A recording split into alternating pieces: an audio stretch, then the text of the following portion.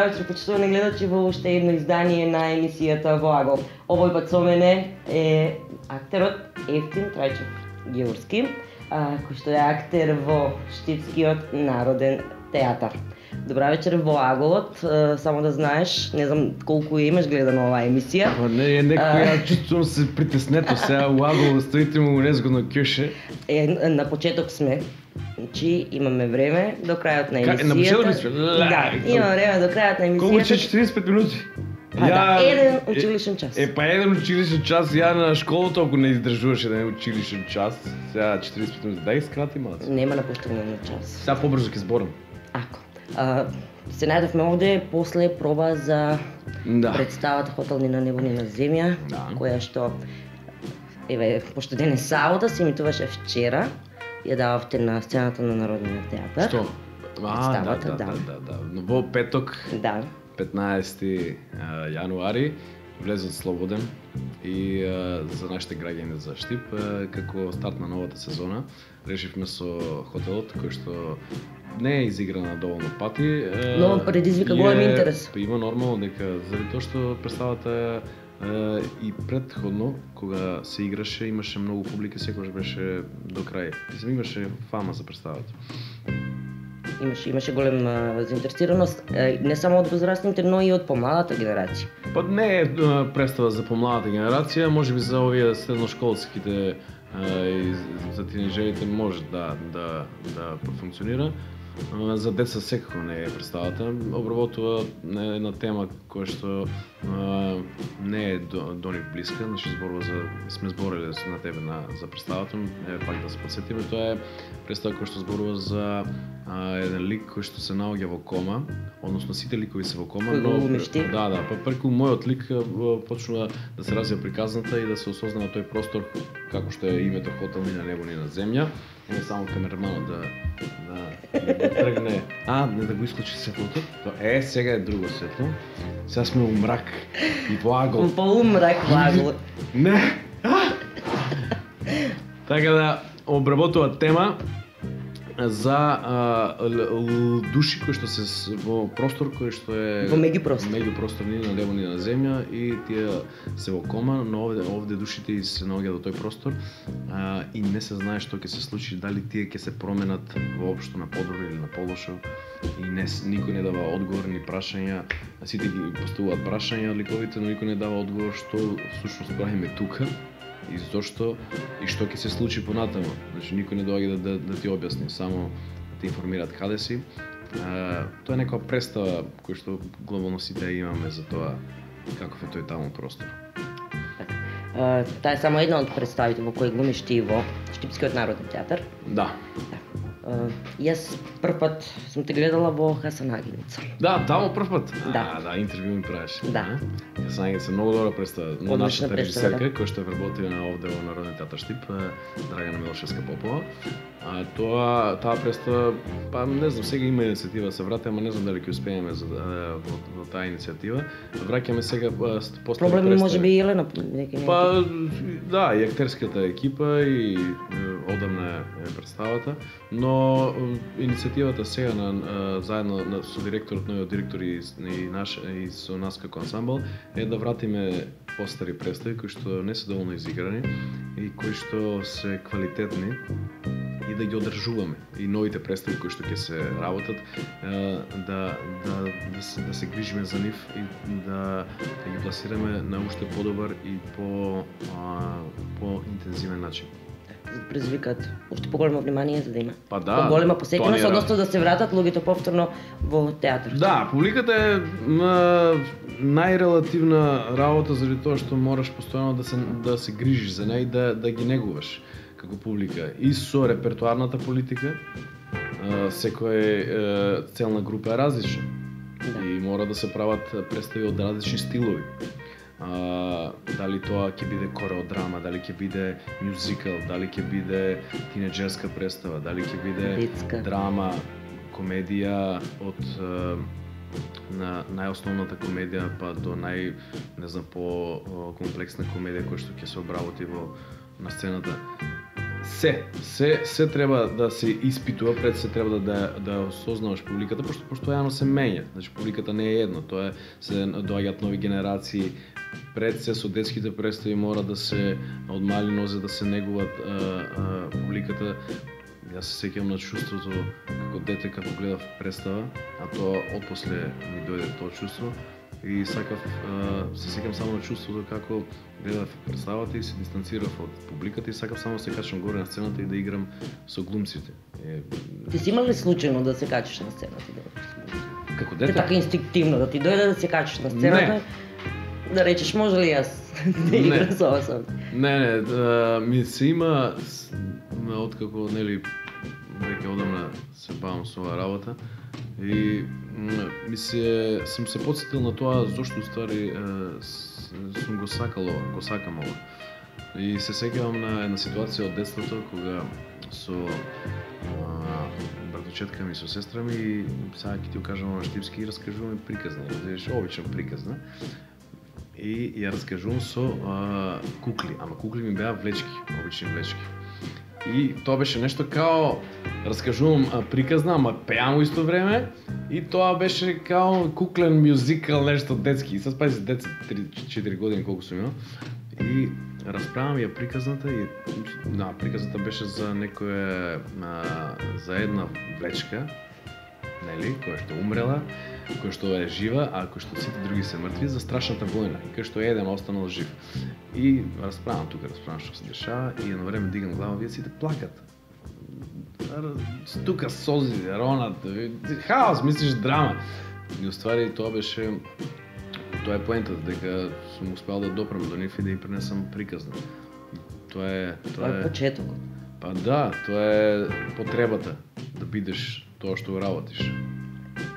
И потоа, што се случи? Како ете ти ја оствари таа своја желба да бидеш дел од големите актери? Па ништо, имав среќа, бев во драмско студио во Домот на културата и од таму ме зема веќе покојниот режисер Енчо Халачев. Тој е професор, беше на Националната академија во Софија, НАТФИС, и ме зема да играм во него во персонална представа овде во театарот, како статист, кој што бев постојано во представата, немав текст, но имав улога. И тоа ми ги отвори целосно вратите. Тоа ми беше и првата представа, всушност моја, и како аматер, ама и како професионалец во професионалниот театар. И тогаш се сеќавам чувството кога прв пат застанав на сцената и кога видов публика и до ден денеска го памтам точно тој момент и точно таа енергија која што влезе во мене и никогаш не ме напушта, верувам и дека нема да ме напушта. Претходно кога правевме на друга емисија со тебе, кажа дека во Скопје си работел во театар за Па да, имам работено многу. Чекај да го извадам списокот се. Имаме време. Да, почти имаме време. Подобро да сме вака во разговор отколку да ми избереш участник. Да, па да. Имам работено во театар за деца и младинци. Имам покрај тоа во некои други надвор од Штип градови представи. Имам и неколку режи на детски представи. Во Проби Штип имам 2 представи режирано и ми е многу драго заради тоа што таму една девојка ја препознав талент кај неа и реков дека има талент за да биде актерка и да не конкурира на академија ако сака. И таа сакаше, ја спремав девојката. Го извадив со многу добри проби и со интензивни проби, го извадив тоа на најдоброто од неа. Знаеш како е, кога си помлад, секогаш имаш нешто во тебе, но со задршка. Тоа треба да се разбуди и да се донесе за да можеш да успееш. Значи ништо друго не е пресудно. И од пробишти после конечно после Владо Јовановски, таа е друга која што е запишана на факултет за драмски уметности и тоа прва ми ги девојките и ми е драго. Се вика Степанија и се надевам дека еден ден исто ќе биде дел од нашиот ансамбл и ќе играме заедно. Може да биде и дел од емисијата Ваго, во некоја наредна емисија. Да. Кога најавував оваа емисија, реков актер, Евтин Трајчев Георски. Изреагира малку, зашто така кажа. Шо, кој е, шо? Зашто изреагира? Што, не? Што изреагира? За Трајчев, за Георски. Не, нема врска, Трајчев си, Трајчев Георски си Георски. Враќ, почетоците ти се тоа, сега си овде. Покрај на штиците, даските што живот значат, имаш доста улоги на големиот екран. Филмски остварувања. Па филмски улоги имам две, тоа се појави. Играм во До Балчак, се појавам во филмот на Столе Попов и сега нова премиера треба да излезе на Раде Шербеджија филмот Ослободување на Скопје. Таму исто имам појава кога што имам 3 дена снимање и агент, играм бугарски агент. И се радувам на филмот, мислам дека ќе биде многу добар. По тоа судејќи на по фотографијата и по сценаријата кој што го имавме. Мислам дека ќе биде убав, успешен македонски филм и сме купени да чекам да се закаже премиерата и да гледаме.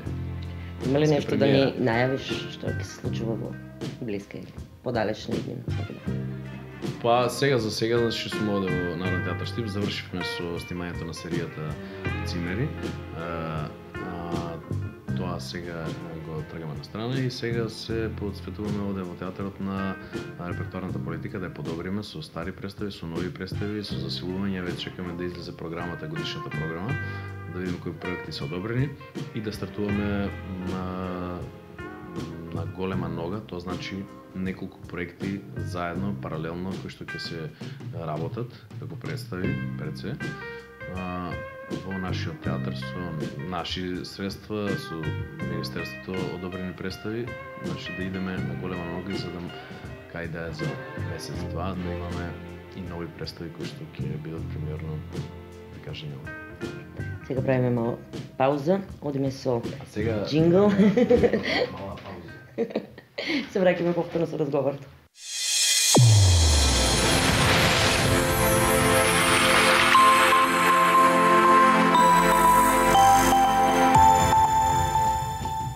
Еве не повторно назад со разговорот со Евтин Трајчев. Не кажав каде се наоѓаме. Каде го правиме? Дека се наоѓаме. Дека го најдеме аголо. Де у Штипски театар. У гримиорното на Штипски театар. Да, ова е уствари, да. Гримиорното е многу убава. Како што можете да видите, има многу огледала, кои што може камерата да фате агол па да се гледаме, нели? Биле? Да, здраво. Сакаш вака да си правиме обед, нели? Може да си исполнам желбата у огледалото. Ајде да си правиме моето. Он ќе не фане од тука или од таму, а ние ќе си правиме обед од оваму. Диво. Може. Ти си еден од помладите Јас сум актери кои во последната гарнитура. Да, у гарнитурата јас сум. Ти си у гарнитурата, табуретка не си. Јас сум табуретка. Не си табуретка. Беше тешко да се влезе во овој Штипски народен театар. Зашо? Па не знам. На нема влезе и излези. Ама кога влезеш, готово. Гледај сега ти кажам, нема, ја не сум излегол. Јас сум тука у Народен театар Штип од 2003. Ама со постојано вработување. Ама не ме интересира тоа. Значи, јас сум од 2003. Еден актер има представи. Да, тука сум постојано. Имам над 25 представи, 30, не знам колку имам сега точно. И континуирано сум јас овде у Народен театар Штип. Мислам, мене ова ми е душата Штип и Штипскиот театар. И како што и работам, каде додам, пак ме влече овде. А за конкретно за вработувањето на плата, што сега ќе ми става се кај да е платата на 15-ти, видиш нас тогава сте се да знаете. Тоа од пред една година. За тешко ли лесно да не расправам, да не ги замарам луѓето. Тоа е друга приказна. Битно е да се работи и битно е дека има представи. Има сега нов директор, наш колега Миле Вартелски, со нашиот ансамбл. Што ги знае проблемите на актерите и затоа се труди да... И сум среќен што еве сега заедно сите ќе тргнеме во некоја нова страница на Народен театар Штип. Имате соработка? Со директорот, со останатите актери, сплотени сите, работите за напредок. Знаеш колку сме сплотени. Шална страна, да, имаме убава екипа сме. Има што е најбитна енергија меѓу нас на сцената. Сега приватно се дружиме секако, тоа не е неопходно, но на сцената има клик кој што не спојува. И потребно е само добар режисер, тоа да го препознае, правилен кастинг, добар проект, што подразбира добро. Не можеш да кажеш, тоа е многу релативно, треба да го препознаеш. Не сценарио, текст, драма, но зависи во кој период што највеќе ќе пали кај публиката. Затоа, според мене, треба да биде mass production. Значи не можеш одедно да направиш успех. И не можеш да очекуваш од еден проект тоа да биде најдоброто. Не можеш од прв филм да очекуваш Оскар. Се дешава, ама го ретко. Се затоа треба да се работи многу и преку квантитет да дојдеме до квалитет. И со многу работа, ако имаме ние 7 премиери во годината и 5 години континуирано тоа да го правиме, ние ќе го вратиме Штип каде што бил, на врво, во театарот во Македонија. Да ги потетиме малку гледачите. Каде бил Штип? Знаете ли дека беше Штипски народен театар? Представи, по 7 представи се правеа годишно, награди освојувавме. Добри представи имавме, многу. И еве сега... Награда одамна немате освоени? Па, награда немам освоено од Бегалка. Ама, ќе освоим сега, оваа година. Ако не ова, до година здраве, по до година. Не, до година. До 3 мајка. Да. Одиме со уште еден джингл, Не, бе, зашо? Продолжиме со нова тема, за која што Ефтин не знам што.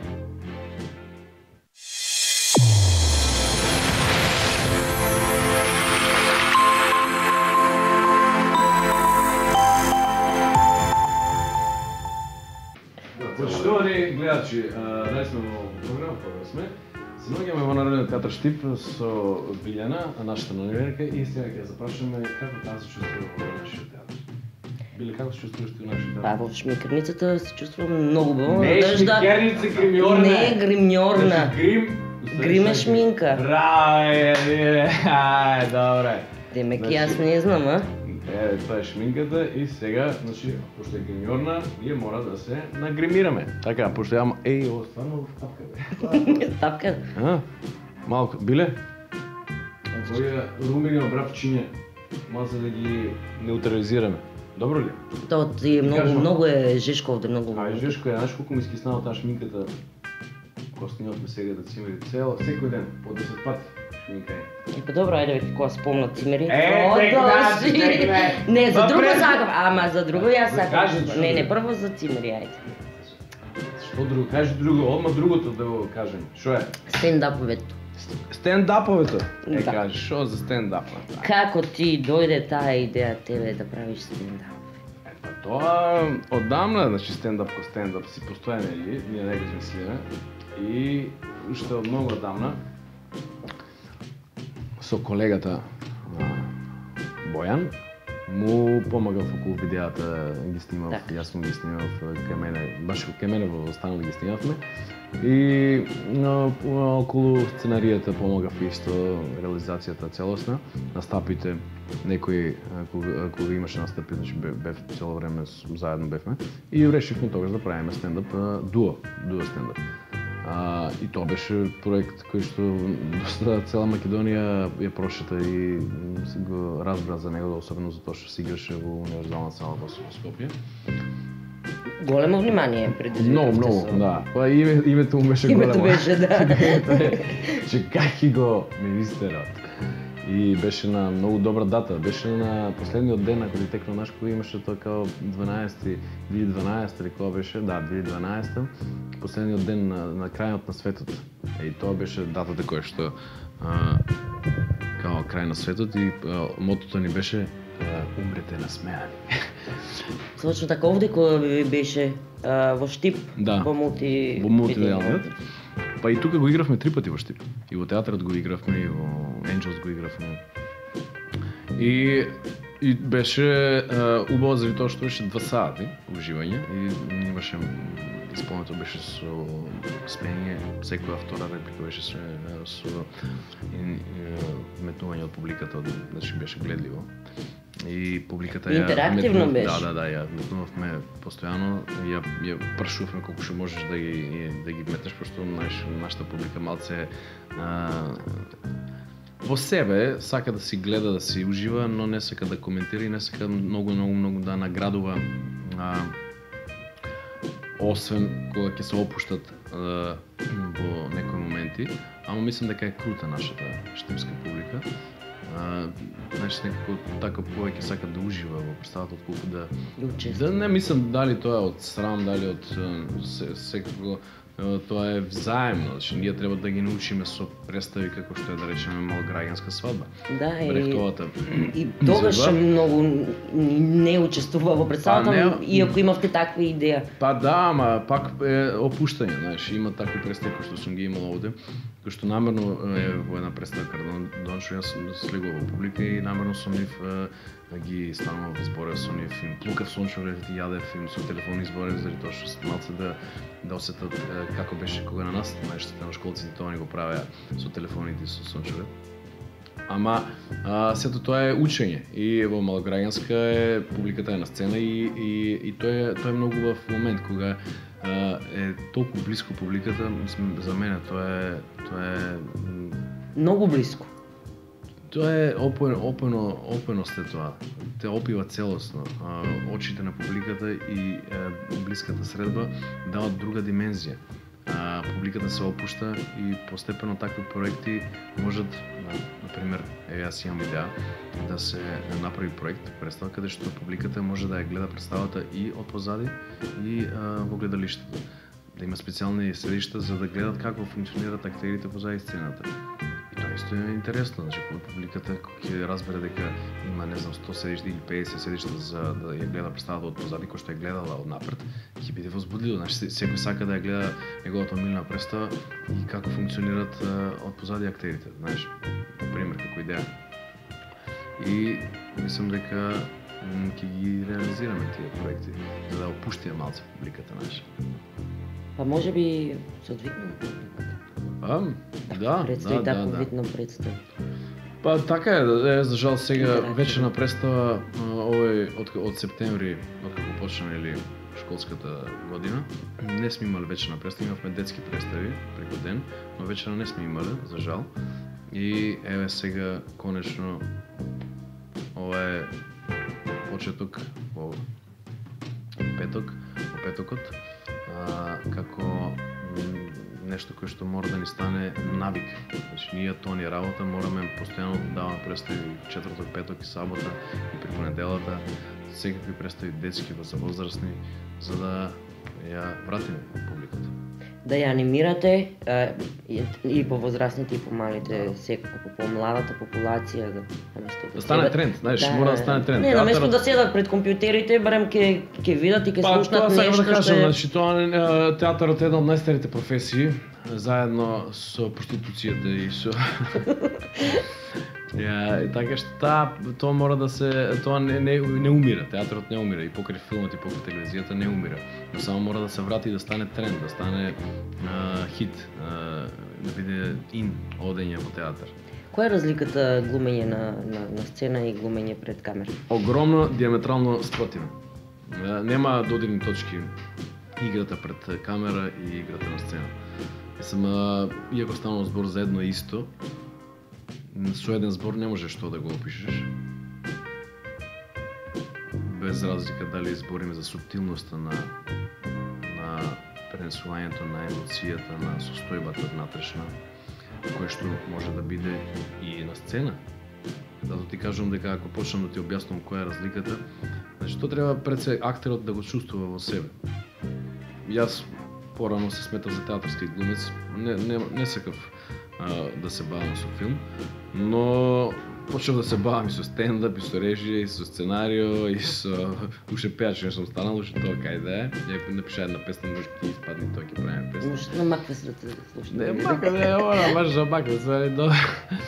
И и сватив дека го можам играта пред камера и го чувствувам тоа го Слично чувствувам. како играта на... Не слично, него го чувствувам и дека можам тоа да го работам и решив да почнам да се бавам со тоа и снимам филми и серии, реклами. Ајде, цимери, ајде кажи ти. Ама, не се тие цимери. Ајде, кажи. Идејата, од каде ти дојде таа идеја за цимери? Значи, твоја е идејата? Па моја е нормално. Идејата пред се ми понудија пристапот благодарение на телевизија Алфа, кој што ми пристапија со идеја да се направи ситком, кој што ќе биде ситком, или комедија, и мораше да се прави нешто во тој концепт.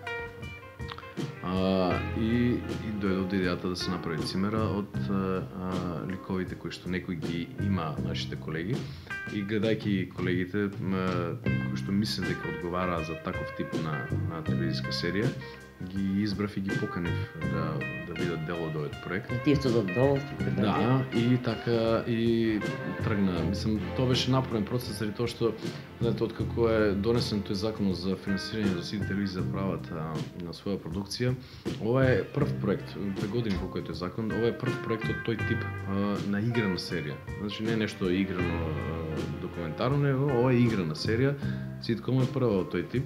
И ми е драго, заради тоа што без разлика на успехот колкав бил, битно е да се работи. Значи не може од дома седење и мрчење, зборење, да се докажуваме. Не, туку само со работа. И со работа и јас ќе се научам на подобро, како сценарист и како актер, заради тоа што тоа искуство ја што 3 месеци заснимав секој ден по 10 сати и никој нема да ми го даде.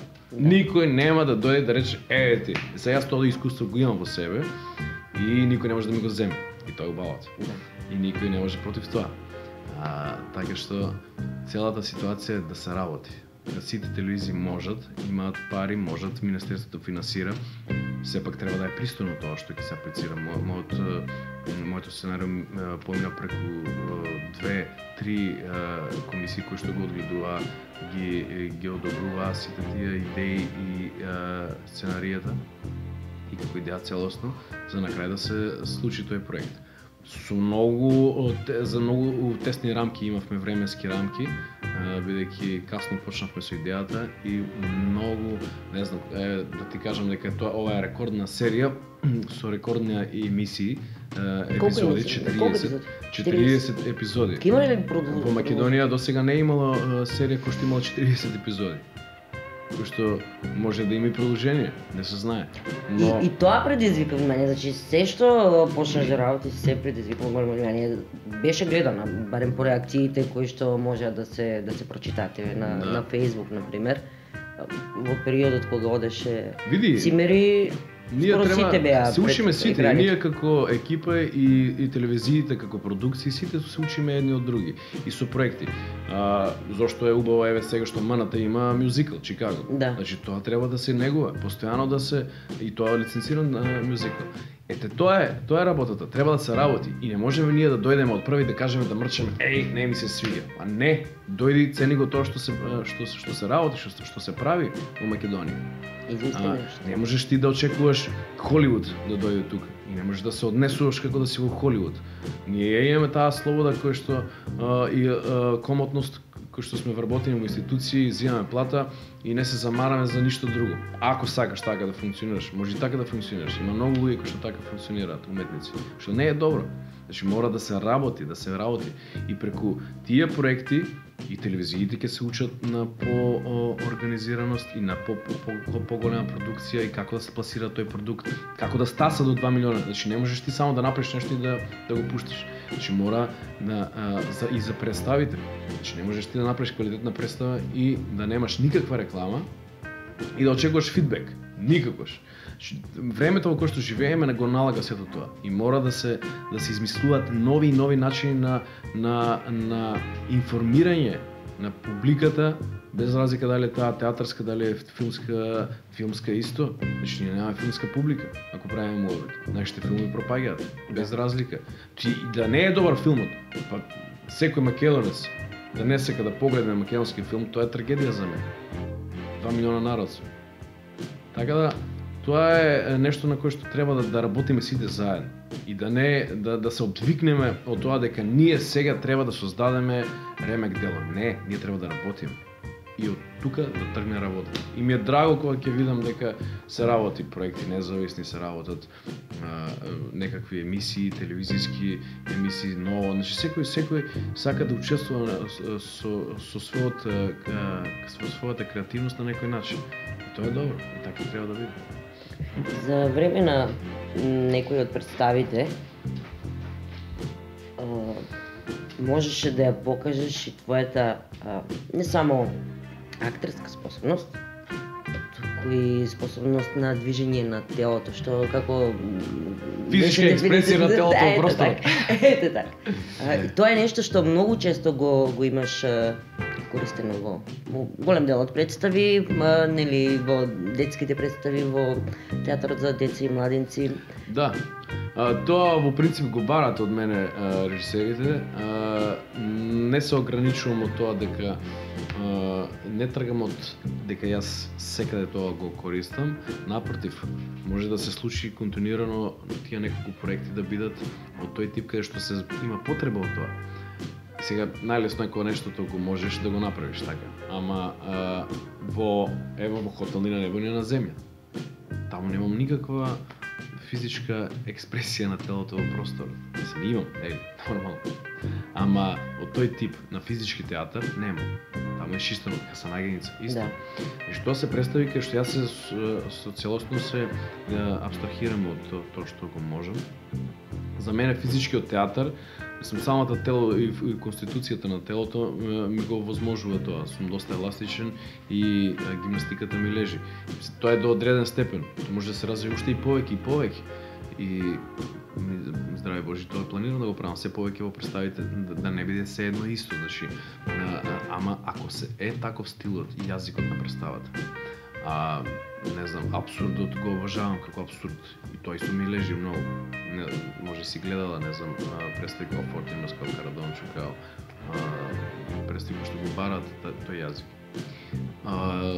Но реализмот е пред се она кој што еден актер е највредното, така, мислам за мене. И општо прифатени од публиката. За мене не, може би дел од публиката и нема да го разбере. Да, ама не сите го сакаат, знаеш, тој стил, но мене ми е као традиционално уверување, тоа е она кое што е крајното и е поблиску до, да речеме, филмската игра. Кој што има дел од филмска игра, таа субтилност ја пренесуваме во хотелот ни на небо, ни на земја, и каде што припремата ми е различна. За секоја представа е различно. За оваа представа доаѓа многу порано на представа, се спремам се да дистанцирам од Имаш ли некој посебен ритуал пред? За оваа представа имам посебен ритуал. Доаѓам, не се со никого поздравувам, освен додека да влезам во театарот, се дистанцирам од сите, имам припреми за самиот лик, влегување во самиот лик, пошто е емоционална представа, каде што има ја работам на тој, сега не можеш ти до тој степен пробав, во нареден проект, може би и во целосно ќе успеам, метод актер, систем кој што ти овозможува да се целосно фокусираш на ликот и никогаш да не излегуваш од ликот за време на пробите и за време на спремањето. Тоа за филм по е возможно, за театар не до тој степен, но на самите проби може да функционира. Значи никогаш да не излезеш од ликот, цело време да си во ликот и што и да правиш и природно некој да ти дојде, ти да го искористиш како од ликот. И тоа го правам во овој процес и верувате нема друг начин, затоа што така е поставена представата. И мало деконцентрација, колку и да мислиш дека си се изиграл милион пати, пак те вади од контекст. Мала галама позади сцената вади од контекст. Во публиката, ако некој е немирен, вади од контекст. Не е таква представата. Други представи барат друг пристап, не бара никаков. Може 5 минути пред представа дојдам да излезам на сцена и да играм. Се е различно и тоа е битното, да знаеш ти како актер да ги дистанцираш сите стилови, ама да ја знаеш границата каде е, точно, и тоа не само да го знаеш како теорија, него напротив во пракса да го применуваш. И затоа еве ти го спомна тој дел дека физички театар ми лежи, го практикувам каде што има потреба. И излегува доста добро, заради тоа што како дете знам дека сакав гимнастика да одам, ама немаше најверојатно. Па тоа ќе прашав дали. Да, и викам зашто штета што не го искористив тој дел од животот да барем да одам на гимнастика. Но еве сега го искористувам. А кој лик така ти остави најголем впечаток до сега што ги имаш глумено? Од која представа? Па Хасанагин, кој лик најмногу се Пинторович го понравиш? спомнам дека тој лик е многу мрачен, значи тој е негативец не по своја вина. И главната негова линија е дека тој е мрачниот, дека тој е безчувствителниот, дека тој е суровиот во представата. Но сето тоа е маската. Затоа вели дали Пинторовиќ е маска на Пинторовиќ, има една реплика. А позади сето тоа се крие едно дете кое што не го живеело своето детство и кој што сака да заплаче во преградка на неговиот татко. Но тоа го нема. И тоа поради тоа тој ги прави сите тие сурови потези кои што предизвикуваат кај него болка. Тоа страшна душевна болка. Таа болка јас уживав кога ја играв на сцената. Преубаво ми беше на сцена кога ќе се сретнам со тој лик. И кога целосно ќе влезев во него, со него заедно изигравме представата и таа негова болка уживав во неговата болка. Дури и позади сцена кога не бев на сцена, ми беше преубаво кога ќе слушав музиката, кога ќе слушав како играат другите актери. Ми беше преубаво да сум во тој свет на Хасанагинец. И не само на болката, туку и начинот на кој што ги пласираше тој сите тие работи. Тоа беше предизвик за мене, бидејќи имаше тука исто многу актерски стварувања од другите колеги, кои што мора да има фидбек за да имам ја добра улога, морам да имам и добар партнер кој што направи добра улога. Тоа е успех. А кој е ликот кој што не си го играл, а сакаш да го играш? Па еве прво што ми текнува е Макбет од Шекспир, исто и од ЮНЕСКО.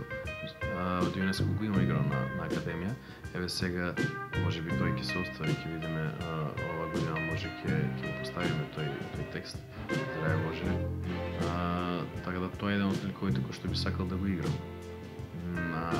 Кој што знам дека ќе ја доловам неговата, бидејќи го имам еднаш се имам сретнато еднаш со тој лик и се запознали, да, и ми е исто како што ти го обяснив начинот на кој што ја има таа болка овој Пинторович, ова е па друго нешто. Ова стана збор за човек кој што е без никакви задршки за себе си како човек кој што сака да дојде до целта, е многу комплексен лик и кој што може многу да се изваја. А тоа публиката ќе ужива. Процесот на создавање на еден лик. И тоа е интересното што секој актер, например, без разлика што е текстот истиот текст, и тоа секој актер на различен начин го произнесува и го представува. Секој различно го доживува и секој различно успева да го донесе во живот тој лик. Затоа е убаво енергијата, значи ние збориме дека ние сме од енергија создадени. Многу е битно кога ти ќе се отвориш целосно како спроводник на таа енергија. Ние сме инструмент кој што свириме на овој инструмент, наше тело и психа, за да всушност излезе тој лик на сцената. И колку си ти отворен како актер, и толку повеќе можеш да дојдеш до нијансите на самиот лик, кои што не мора да се напишени. Може да се измислени во твојата глава, може ти да ги вметнеш, да ги имплементираш во тој лик. И колку има можност за импровизација? Успешноста на еден актер не е во тоа како другите изиграли. Не е во тоа што тоа може да се каже една од тајните на доброто актерство. И е тоа ти што ќе донесеш преку тебе. Знаеш, најлесно е кога тоа ти исто како на пишување на тестови. Најлесно е да препишеш од некој и извадиш позитивна оценка. Ама кога ќе бидеш оставен сам на себе, тогаш немаш од што да препишеш, немаш од што да видиш, него тргаш од себе, од твоето животно искуство, кој што го имаш како човек. И од таму излегува природноста, излегува посебноста, излегува уметноста. Уметноста не е фантазија, бау, нешто кое што не е достижно. Напротив, тоа е начинот ти како единка да пренесеш некаква приказна. Ама начинот на кој што ќе ја пренесеш таа, начинот на кој што јас ќе го создадам тој лик, начинот на кој што ќе го обојам тој лик, начинот на кој што ќе озбогатам тој лик. И начинот на кој што ќе биде прифатен и од публиката. Да. Така. Какви ти се плановите за иднина? Освен нели ангажманите во Народниот театар Штип? Па плановите се тие, сега се посветувам на театарот, во представите, нови представи кои што треба да се одработат. Планирам исто пак да се започнам со пишување. Имам неколку идеи за серии, за филмови, кратки филмови. Работам на тој план паралелно како сценарист, како филмски работник. Кој што сакам нормално и тоа и да го верификувам еден ден. И тие се двете линии во кои што терат паралелно, и театарот и филм, значи телевизија. Приватно, Се каде треба да се може работи. да се види Ефтин? Дека да знам. Ни Штип, надворот Штип. Каде е шемата која се следи Ефтин? Па шемата, секаде шемата е сега како Или каде шемата таму е. Ние младите што сме овие, уште што сме младите, па може да не знам да ти кажам, тоа ми е знаеш како кај ќе осретнеш, кај да ме сретнат таму су. Не се знае. Не се знае. Има GPS, нека ме. Не би имам телефон, нека ми се јава. Да. Благодарам многу. Толку ли? Минави? Добре. Звончето ќе почекам уште малку ќе звони. Добро. Додека да спомнам звончето ќе направиме селфи. Може? О, yes. Сега чекай да ќе направиме ли тоа селфито сега? Сега, со камерата? На камерата? На камерата. На камерата. И на камерата. Ама како ќе се? Дојди. Значи тука тоа ти е камерно селфи. Разбираш, стај ги раскрити. Ти го стискаш копчето, ја го кажам телефонот. Еве. Тега. Два пати ли? Женичка.